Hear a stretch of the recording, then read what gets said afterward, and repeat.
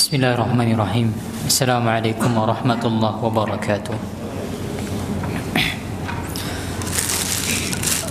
Alhamdulillah wa kafa. Assalatu wassalamu ala rasulil mustafa wa ala alihi wa sahbihi wa man tabi'ahum bi ihsanin ila yaumil wafa.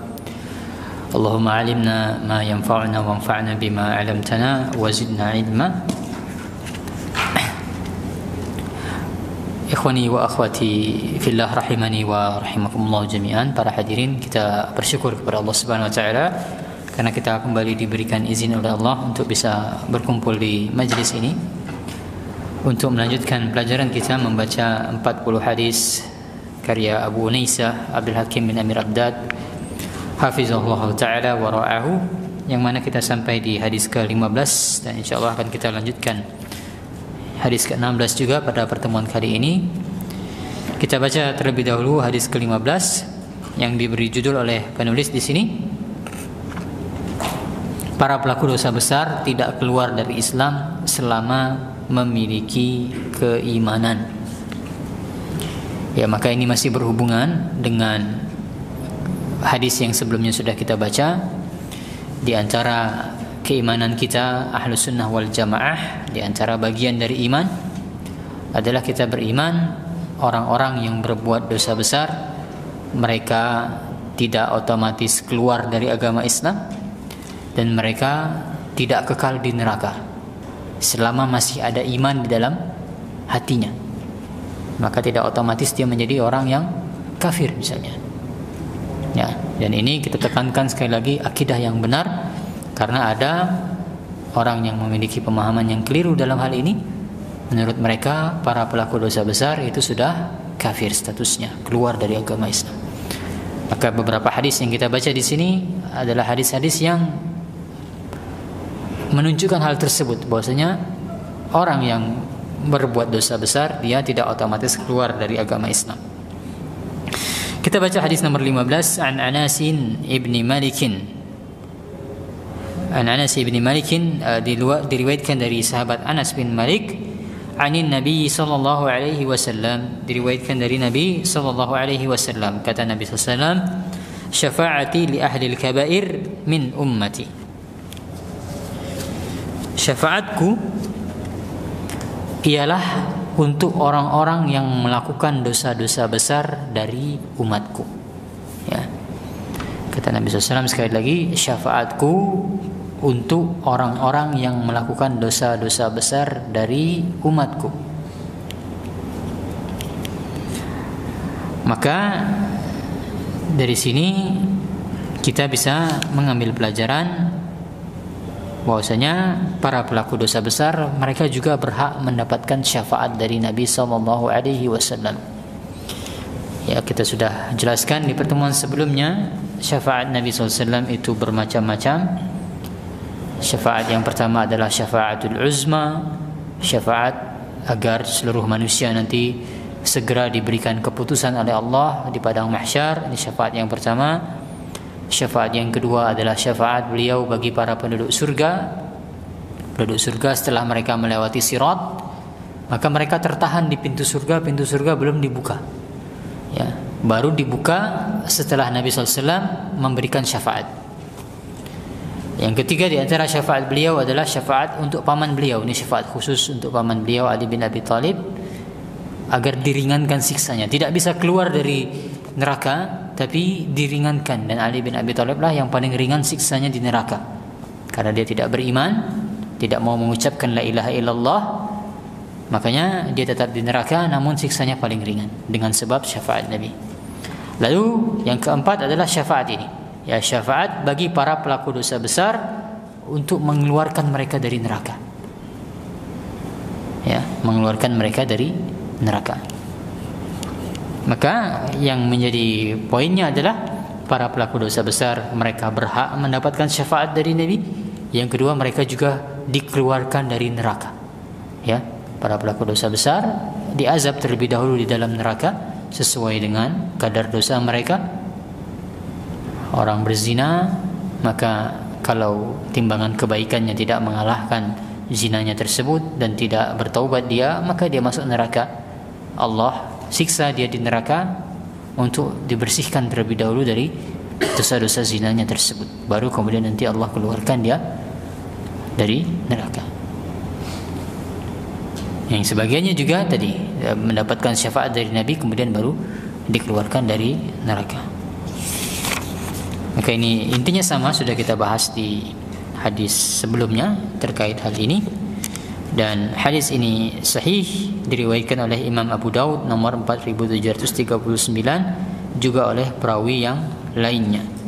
Kita baca kata Ustaz Abdul Hakim bin Amir Abdad di catatan kaki nomor 9. Sepengetahuan saya tidak ada yang meriwayatkan hadis yang amat besar ini dari kutubus sittah, yaitu 6 kitab hadis, Al-Bukhari, Muslim, Abu Daud, Tirmizi, An-Nasai dan Ibnu Majah, selain dari riwayat Imam Abu Daud ini. Maka hadis ini merupakan salah satu wujud kebaikan dari kebaikan-kebaikan Imam Abu Daud As-Salafi. Adapun selain dari kutubus sittah, di antaranya diriwayatkan oleh Imam Ahmad dalam musnadnya. Ya, intinya hadis ini diriwayatkan secara bersendirian oleh Imam Abu Daud di antara 6 kitab utama dalam ilmu hadis. Ya, tadi disebutkan ada 6 kitab utama tadi kutubus sittah. Ya, bahkan Imam Bukhari tidak meriwayatkan hadis ini. Hadis ini hanya diriwayatkan oleh Imam Abu Daud. Maka kata penulis, ini diantara jasa yang amat besar yang dimiliki oleh Imam Abu Daud, karena beliau masih meriwayatkan hadis ini. Ya, dan perkataan seperti tadi kita baca di catatan kaki ini bukan perkataan main-main ya ikhwah ya. Kita mungkin membacanya menganggap ini remeh. Tidak bisa orang berkata demikian kecuali dia telah mendalami hadis secara sungguh-sungguh. Ya, Ustaz Abdul Hakim bisa meriwayatkan, bisa menyimpulkan seperti itu. Kata beliau, sepengetahuan saya tidak ada yang meriwayatkan hadis yang besar ini kecuali Abu Daud saja. Ya. Orang tidak bisa menyimpulkan demikian kecuali dia sudah mendalami hadisnya. Ya. Maka Ustaz Abdul Hakim bin Amir Abdad memang terkenal di negeri kita, orang yang pakar dalam ilmu hadis. Memang ini spesifikasi beliau, keahlian beliau dalam ilmu hadis. Ya, tidak banyak orang yang kemudian dia bisa menyimpulkan seperti ini. Dan lihat bagaimana beliau meskipun beliau sudah meneliti banyak dalam hal hadis, beliau masih mengatakan sepengetahuan saya. Lihat bagaimana sikap seorang alim seperti itu. Ya. Terkadang kita asik berdebat, ya, membahas sesuatu, mana hadisnya tidak ada. Ya, mengatakan orang ada beramal dengan amalan ini, kemudian ditanyakan, Anda ditanya misalnya oleh keluarga Anda, ini apa hukumnya? Tidak ada hadisnya. Tidak boleh dilakukan karena tidak ada hadisnya yang melandasi. Maka hati-hati berkata demikian ya ikhwah. Ya. Anda tidak tahu hadis, belum tentu hadisnya tidak ada. Ya, belum tentu hadisnya tidak ada, bisa saja hadisnya itu tidak sampai kepada Anda. Ya. Jangan mengatakan amalan seperti ini tidak ada landasannya. Berhati-hati dalam mengatakan tidak ada landasannya. Ya, katakan, saya belum tahu, saya belum pernah membaca hadis seperti ini, saya belum pernah mendengarnya. Bisa jadi ada, tapi Anda yang belum pernah mendengar. Sekali lagi kata Ustaz Abdul Hakim tadi, sepengetahuan saya tidak ada. Bisa jadi beliau kemudian tidak tahu maksudnya. Baik, kita lanjutkan sekarang hadis nomor 16. Ya, di sini kita akan membahas tentang dosa besar. Ya. Sehingga di hadis sebelumnya juga disebutkan para pelaku dosa besar tidak keluar dari Islam. Nah, sehingga perlu kita ketahui tentang nomenklatur ini ya, tentang istilah ini. Jadi ada dosa besar, ada dosa kecil. Ada syirik besar dan ada syirik kecil. Ya, ini semua istilah syar'i, dalam artian Nabi SAW yang menyebutkan istilah ini. Ya, bukan istilahnya para ulama, dosa besar, dosa kecil, syirik besar, syirik kecil, bukan istilahnya para ulama, tapi Nabi SAW yang menyebutkan. Misalnya tadi hadis nomor 15 beliau menyebutkan sebagai ahlil kabair, para pelaku dosa besar. Begitu juga dengan syirik asghar, kata Nabi SAW, yang paling aku takutkan di antara kalian terjadi di tengah-tengah kalian adalah syirik asghar, syirik kecil. Sehingga memang dari Nabi SAW pembagian dosa besar, dosa kecil, syirik besar dan syirik kecil itu memang pembagian dari Nabi SAW. Maka sebelum kita membaca di sini tentang dosa besar dan ada istilah syirik nanti, sebelum kita baca, maka saya ingin sampaikan terlebih dahulu tentang definisi dosa besar dan dosa kecil, bagaimana cara kita memahaminya dan apa konsekuensi dari dosa besar dan dosa kecil. Maka yang pertama, ya, kita hanya mengatakan sebuah dosa itu merupakan dosa besar. Yang pertama, kalau itu disebutkan dosa besar oleh Allah dan Rasulnya. Jadi Allah dan Rasulnya secara eksplisit menyebutkan ini adalah dosa besar. Ya. Maka memang ada yang demikian, disebutkan Allah dan Rasulnya sebagai dosa besar. Contohnya, ya nanti hadis ini yang kita baca, ya, disebutkan oleh Nabi sebagai dosa besar. Ya, bukan disebutkan secara spesifik, tapi ditanya oleh sahabat dosa apa yang paling besar? Maka dijawab oleh Nabi, dosanya ini. Maka ini semua nanti termasuk sebagai dosa besar. Nabi yang menjawab itu sebagai dosa besar. Nah, atau dalam hadis lainnya yang paling jelas kata Nabi SAW, ala unabbiukum bi akbaril kabair. Maukah kalian aku kabarkan tentang dosa besar yang paling besar? Secara tegas Nabi SAW mengatakan dosa besar. Apa itu? Asyirku billah, menyekutukan Allah, dan seterusnya. Tapi yang menjadi pelajaran kita, Nabi menyebutkan istilah dosa besar. Maka ini kategori yang pertama, yang dikategorikan sebagai dosa besar, sesuatu yang disebut sebagai dosa besar oleh Nabi dan oleh Allah dan Rasulnya.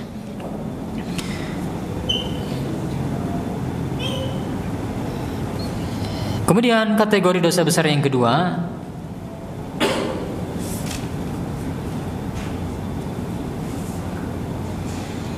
yaitu setiap dosa yang dia diancam dengan neraka, diancam dengan murka, atau diancam dengan laknat. Ya. Setiap dosa dia tidak disebutkan sebagai dosa besar, tidak ada kata-kata dosa besarnya di sana. Namun konteksnya adalah dosa tersebut diancam neraka, diancam murka, atau diancam laknat. Ada yang bisa menyebutkan contoh dosa yang diancam dengan neraka? Hadis pertama yang kita baca di sini, silakan dibuka lagi. Kata Nabi SAW, "Man kazzaba 'alayya muta'ammidan falyatabawwa maq'adahu minan nar." Ini contoh dosa besar karena diancam dengan neraka. Barang siapa yang berdusta atas namaku dengan sengaja, maka hendaknya dia mengambil tempat tinggalnya di neraka.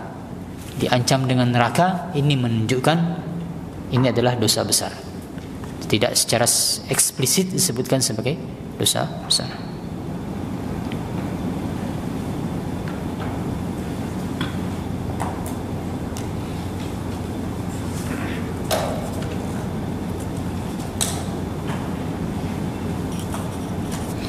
Nah, itu diantara kaedahnya. Ada banyak kaedah untuk memahami dosa besar, tapi itu yang paling utama, dua yang paling utama untuk kita mengetahui dosa besar itu seperti apa. Nah, namun itu untuk kategorisasinya. Tapi konsekuensinya apa? Konsekuensinya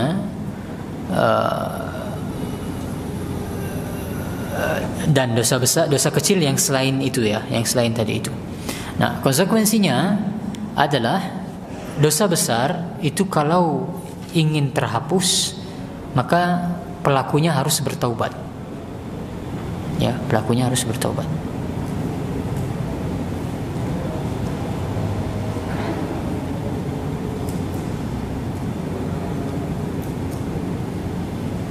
Adapun dosa kecil, dia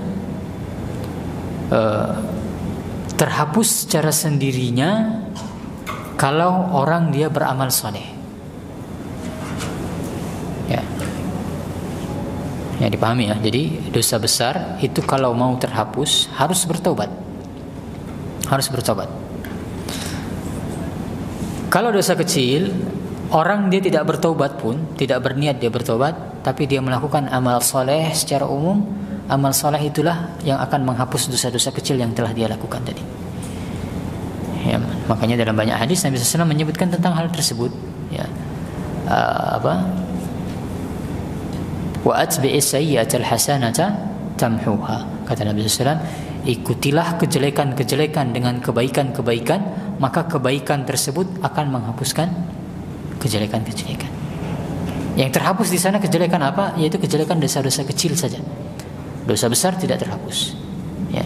Anda berbuat dosa kecil misalnya, lalu Anda berjalan kaki ke masjid, menegakkan salat berjamaah, kemudian berzikir, itu secara otomatis menghapus dosa-dosa kecil Anda. Meskipun Anda tidak meniatkan, ya Allah saya salat ini untuk menghapuskan dosa-dosa kecil saya berzikir untuk menghapuskan dosa-dosa kecil saya, tidak. Tapi dengan kasih sayang Allah yang besar, Allah ampuni dosa seorang hamba yang merupakan dosa-dosa kecil itu secara otomatis dengan kebaikan-kebaikan yang dia kerjakan. Adapun dosa besar, orang berzina, minum khamar, dia melakukan amal saleh, tidak otomatis menghapuskan dosanya itu. Dia harus bertobat dari zina, dari khamar, dari berdusta atas nama Nabi, dari syirik dan seterusnya. Maka ini perbedaan dosa besar dan dosa kecil. Nah, lalu terkait hal ini juga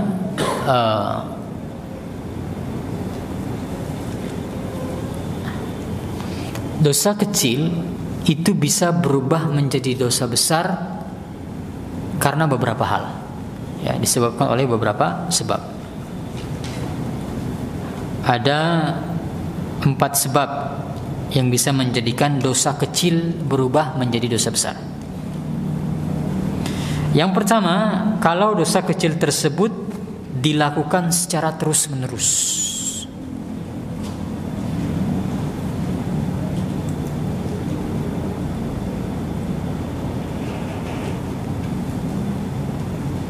Ya, kalau dia senantiasa dilakukan dosa kecil itu secara terus-menerus, maka nanti dia naik levelnya menjadi dosa besar. Maka orang tersebut harus bertaubat dari dosa tersebut. Ya, dipersyaratkan taubat kalau dia mau menghapus kesalahannya. Lalu yang kedua, dosa kecil bisa menjadi dosa besar kalau pelakunya menganggap remeh dosa kecil. Ya, kalau dianggap remeh. Makanya di antara karakter seorang mukmin itu, sebagaimana kata Abdullah bin Mas'ud, seorang mukmin dia melihat dosa-dosanya itu seperti sebuah gunung yang akan menimpa di atasnya. Jadi dia khawatir ditimpa dari arah atas oleh sebuah gunung. Ini karakter orang yang beriman, dia senantiasa takut atas dosa-dosanya, meskipun dosa itu adalah dosa kecil. Adapun orang-orang fajir, orang-orang yang gemar maksiat, dia melihat dosanya itu seperti lalat yang lewat begitu saja di hadapan batang hidungnya. Dia menganggap remeh, tidak masalah, seperti lalat yang lewat di depan hidungnya. Ini orang fajir, orang-orang pendosa menganggap dosa seperti itu. Tapi sekali lagi pelajarannya, dosa kecil bisa berubah menjadi dosa besar kalau dia dianggap remeh.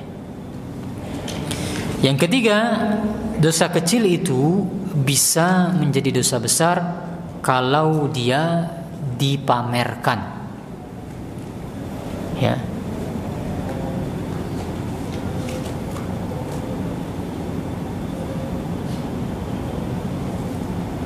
Maka ya ikhwah, bukanlah definisi orang munafik itu orang yang menutupi dosa-dosanya, tidak. Karena di zaman kita itu terjadi pergeseran makna. Ya, kalau orang menutupi dosanya disebut munafik. Saya sih enggak munafik, saya sih pernah melakukan demikian. Tidak demikian. Yang namanya dosa itu wajib untuk ditutupi. Haram hukumnya seseorang itu dia menampakkan dosanya. Ya, haram hukumnya, berusaha ditutupi.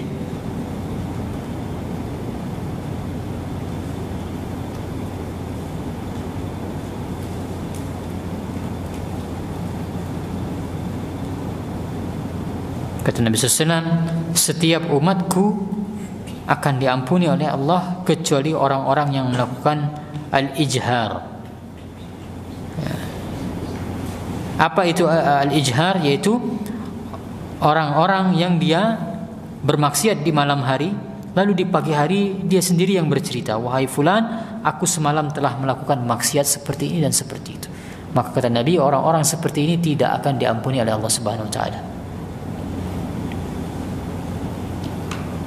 Maka sekali lagi, dosa itu ditutupi. Ya, bukanlah definisi munafik itu orang yang menutupi dosanya, tidak. Ya. Termasuk juga sering kita singgung, Anda hati-hati kalau bertanya, ya. Kalau bertanya, banyak sekali kita dapati pertanyaan, Ustaz, saya dulu demikian, demikian, dan demikian. Bagaimana caranya saya bertaubat, Ustaz? Atau Ustaz, saya baru saja melakukan dosa seperti ini dan seperti itu. Bagaimana caranya, Ustaz? Bagaimana solusinya? Tidak perlu disebutkan Anda melakukan dosa demikian dan demikian. Ya, caranya seperti apa? Disamarkan pelakunya siapa? Ustaz, kalau ada orang berbuat demikian dan demikian, bagaimana caranya dia bertobat? Seperti itu, tidak perlu disebutkan siapa pelakunya, baik Anda sendiri ataupun anggota keluarga Anda misalnya. Ya, ada keluarga saya berbuat dosa demikian dan demikian, Ustaz. Bagaimana hukumnya? Ya, kecuali kalau terdesak, ya, terdesak sekali tidak mungkin ditanyakan, kecuali harus menyebutkan identitasnya, maka dalam kondisi seperti ini, ya wallahu alam, tidak masalah. Lalu yang keempat, kembali lagi ke dosa kecil berubah menjadi dosa besar kalau itu dilakukan oleh orang yang menjadi panutan. Ya, ada orang yang dia menjadi panutan, maka dia ketika dia melakukan dosa kecil itu bisa berubah menjadi dosa besar. Karena ada kekhawatiran dia kemudian akan diikuti oleh orang banyak. Ya.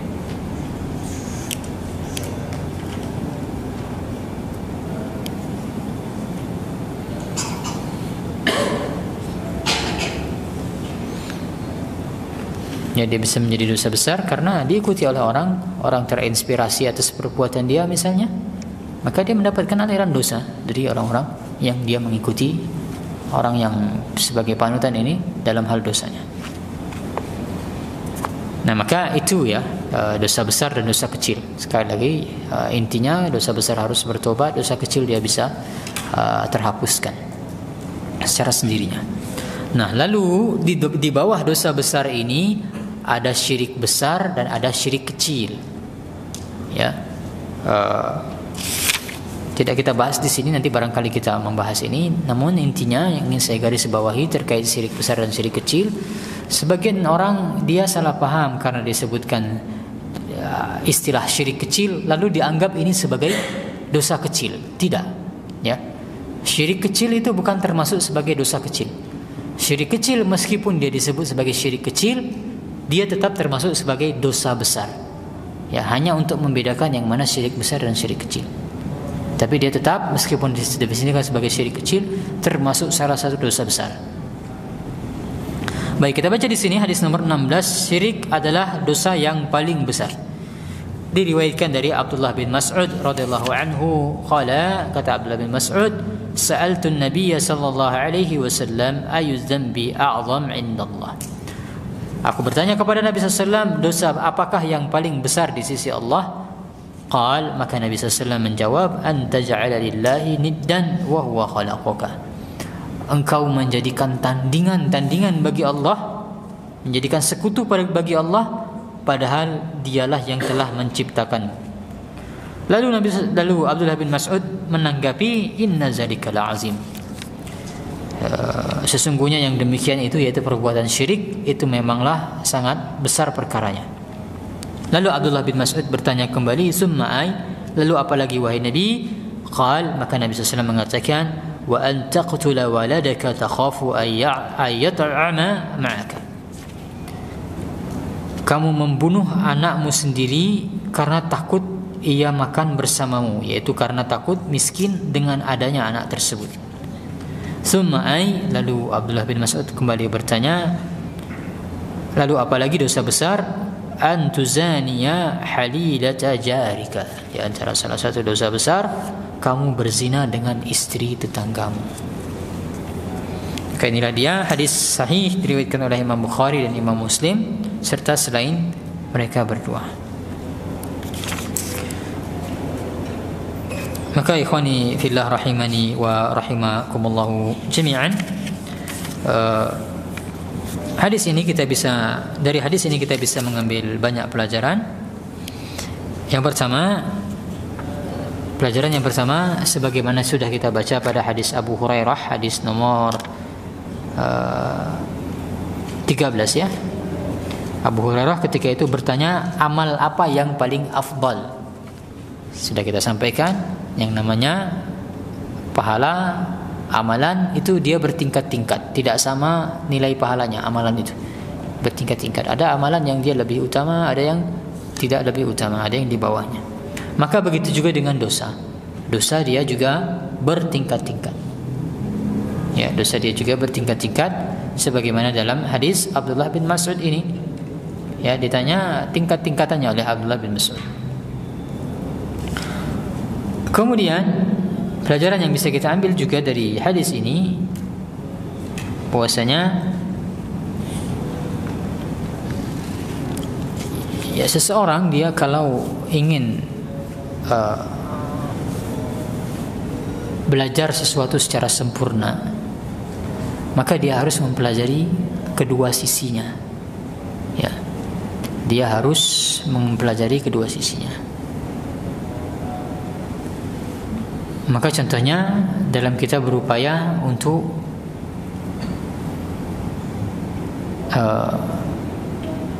dalam rangka upaya kita mendekatkan diri kita kepada Allah Subhanahu wa taala. Ya. Kita dalam mendekatkan diri kepada Allah Subhanahu wa taala tidak semata-mata yang kita pelajari tentang kebaikan saja. Bagaimana caranya beribadah, jenis ibadah itu apa saja, tidak. Tapi kalau mau semakin sempurna, kita juga harus tahu tentang kejelekan. Maksiat itu seperti apa, syirik itu seperti apa, bid'ah itu seperti apa, dan seterusnya. Ya, tidak semata-mata belajar tentang tauhid seperti ini, sunnah seperti ini, amalan yang ma'ruf itu seperti ini, tapi harus juga tahu ya amalan-amalan yang mungkar seperti apa. Makanya disebutkan dalam pepatah Arab, araftu syarra la li syarri. Aku belajar tentang kejelekan itu bukan untuk mempraktekannya, akan tetapi agar aku bisa selamat darinya. Wa man la ya'rif asy-syarra minal khairi yaqa fi. Barang siapa yang dia tidak tahu mana yang jelek, mana yang baik, maka dia dikhawatirkan akan terjatuh ke dalam hal yang jelek tersebut. Ya, dia akan dikhawatirkan akan jatuh pada hal yang jelek tersebut. Makanya sebagian sahabat mereka memang suka bertanya tentang kejelekan. Termasuk Huzaifah ibn al-Yaman. Kata Huzaifah ibn al-Yaman, dulu para sahabat Nabi mereka senang untuk bertanya tentang kebaikan. Kebaikan itu seperti apa, ibadah itu seperti apa, yang ma'ruf itu seperti apa. Akan tapi kata Huzaifah ibn al-Yaman, adapun aku senang untuk bertanya tentang kejelekan karena aku khawatir terjerumus ke dalamnya. Ya, karena aku khawatir terjerumus ke dalamnya. Maka ya ikhwah, sekali lagi kita harus proporsional ya. Kita harus proporsional dalam hal belajar tadi, harus tahu yang ma'ruf seperti apa, yang munkar seperti apa. Termasuk juga dalam hal ini, dalam kita belajar tadi sebagaimana kita sebutkan, dalam rangka menjalankan perintah Allah Subhanahu wa taala, kata Allah Subhanahu wa taala, udkhulu fi silmi kafah. Masuklah kalian ke dalam agama Islam itu secara kafah, secara sempurna. Maka di antara bentuk kesempurnaan kita masuk ke dalam agama Islam adalah mempelajari kedua sisi tadi. Ya, kita belajar tauhid juga harus membahas tentang syirik. Ini cara mentauhidkan Allah, lalu ini bentuk-bentuk kesyirikan yang harus kita jauhi itu seperti itu. Kita belajar tentang sunnah, oke, sunnah-sunnah Nabi seperti ini. Lalu hal-hal yang bertentangan dengan sunnah Nabi, hal-hal yang termasuk dalam bid'ah itu seperti ini. Harus kita mengetahui kedua sisinya agar semakin sempurna. Termasuk juga dalam berbagai bab fikih. Ya, jangan Anda punya pikiran, ya, saya mau belajar itu yang enak-enak saja, atau saya mau menyampaikan sesuatu itu yang enak-enak saja, dalam artian yang ini sekiranya gampang diterima oleh orang, semua orang sepakat, tapi hal-hal yang tadi yang bertolak belakang, yang kira-kira akan menimbulkan keributan, ya diam seribu bahasa. Ya. Tetap kita harus sampaikan meskipun dengan cara yang hikmah, ya. Harus kita sampaikan dengan cara yang hikmah. Anda membahas misalnya di sini barangkali sering dibahas tentang fikih munakahat, fikih pernikahan, ya, fikih pernikahan. Jangan yang dibahas pernikahan itu yang enak-enaknya saja, ya. Nikmatnya berumah tangga, nikmatnya pacaran setelah pernikahan. Yang tidak enak-enaknya juga harus dibahas, masalah perceraian, masalah talak, ya masalah talak, masalah nusyuz dan seterusnya. Yang tidak enaknya itu juga harus diajarkan. Ya makanya betapa banyak orang yang kemudian dia menikah kemudian bercerai, tidak tahu hukum cerai, ujung-ujungnya terjerumus dalam zina. Ya, karena tidak paham tentang hukum perceraian. Ya, termasuk juga hal-hal yang tidak enak seperti masalah hukum had, hukum qisas, ya harus juga disampaikan. Ya meskipun kita mencari momennya, disampaikan dengan cara yang hikmah. Namun tidak kemudian memiliki pikiran yang ini tidak usah kita bahas, tidak.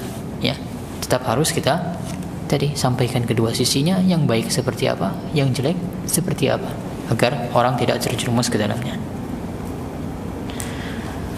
Maka itu lihat bagaimana Abdullah bin Mas'ud di sini dia, bahkan dalam riwayat lain kita baca ya, ketika kita membaca hadis Abu Hurairah tadi, saya sampaikan hadis Abdullah bin Mas'ud bertanya kepada Nabi, amal apa yang paling afdal? Artinya Abdullah bin Mas'ud orang yang sama bertanya tentang dua pertanyaan yang bertolak belakang, ya. Amal apa yang paling afdal, dosa apa yang paling besar? Orang yang sama yang bertanya. Kemudian sudah jelas di sana dosa yang paling besar kata Nabi SAW adalah engkau menjadikan tandingan bagi Allah Subhanahu wa Ta'ala. Sehingga dosa yang paling besar, dosa besar yang paling besar adalah syirik, perbuatan kesyirikan. Ya, dan yang sangat kita sayangkan di zaman ini, ada sebagian panitia yang titip pesan kepada sebagian ustaz kalau bisa jangan menyinggung-nyinggung tentang syirik ustaz. Ya bagaimana kita tidak menyinggung tentang syirik? Ya, ini adalah inti ajaran agama kita, tauhid. Inti ajaran agama kita adalah tauhid dan lawannya adalah syirik. Ya, orang kalau mau belajar tauhid secara sempurna, dia tahu tauhid apa, mengesahkan Allah seperti apa. Syirik juga dia harus tahu agar dia tidak terjerumus ke dalamnya. Maka sudah jelas dosa yang paling besar adalah syirik. Yang kedua, jadi dikatakan oleh Nabi SAW adalah engkau membunuh anakmu sendiri, ya karena takut tidak cukup harta. Ya, ini perbuatan banyak orang di zaman dulu, di zaman jahiliyah, mereka membunuh anaknya, ya karena khawatir tidak bisa memberi makan, tidak cukup rezekinya istilahnya mereka, maka akhirnya mereka membunuh anak mereka. Ya, dan yang terakhir tadi kata Nabi SAW yang nomor 3 yaitu berzina dengan istri tetanggamu. Ya, zina sendiri itu merupakan dosa besar, namun kalau dilakukan dengan tetangga ini dosanya berlipat-lipat. Kenapa? Karena tetangga itu dia memiliki hak yang besar. Ya, di antara hak tetangga kata Nabi SAW adalah engkau menjaga kehormatannya dan menjaga hartanya. Ya, wajib kehormatan tetangga ini dijaga dan juga hartanya mereka juga dijaga. Maka ada perintah untuk menjaga hak para tetangga, dan tetangga ini memiliki hak yang besar. Kata Nabi SAW, senantiasa Jibril menasihatkan kepadaku untuk berbuat baik kepada tetangga, sampai-sampai aku menduga mereka akan memiliki hak waris. Ya, saking seringnya diberikan nasihat oleh Jibril, berbuat baiklah kepada tetangga, berbuat baiklah kepada tetangga. Maka mereka memiliki hak yang besar. Barang siapa yang ada yang dia menggugurkan hak yang besar ini, maka artinya dia telah melakukan sebuah dosa besar. Ya, maka di antara hak tetangga tadi dijaga kehormatannya, tidak boleh menjatuhkan kehormatannya, termasuk salah satunya adalah kehormatan dalam hal zina, dan juga dijaga hartanya kata Nabi SAW. Ya, orang yang dia mencuri tetangganya itu berbeda dengan atau bahkan dalam hadis lain kata Nabi SAW dalam hal zina, seseorang yang dia berzina dengan 10 orang wanita yang bukan tetangganya itu lebih ringan dibandingkan seseorang yang dia berzina dengan 1 orang tetangganya. Dalam hadis sahih Nabi SAW menyebutkan demikian. Termasuk juga dalam hal harta, seseorang yang dia mencuri 10 rumah yang ini bukan rumah tetangganya, ini lebih ringan dibandingkan kalau dia mencuri rumah tetangganya sendiri. Itu menunjukkan betapa besarnya hak tetangga. Ya, oleh karena itulah Nabi SAW di sini menyebutkan urutan yang ketiga, seorang berzina dengan tetangganya termasuk salah satu dosa besar. Baik, demikian yang kita bahas. Lebih kurangnya mohon maaf. Mudah-mudahan ada manfaatnya. Kalau ada pertanyaan silahkan dituliskan di selembar kertas, nanti insyaallah kita jawab setelah azan. Wassallallahu ala nabiyina Muhammad wa ala alihi wa sahbihi wasallam.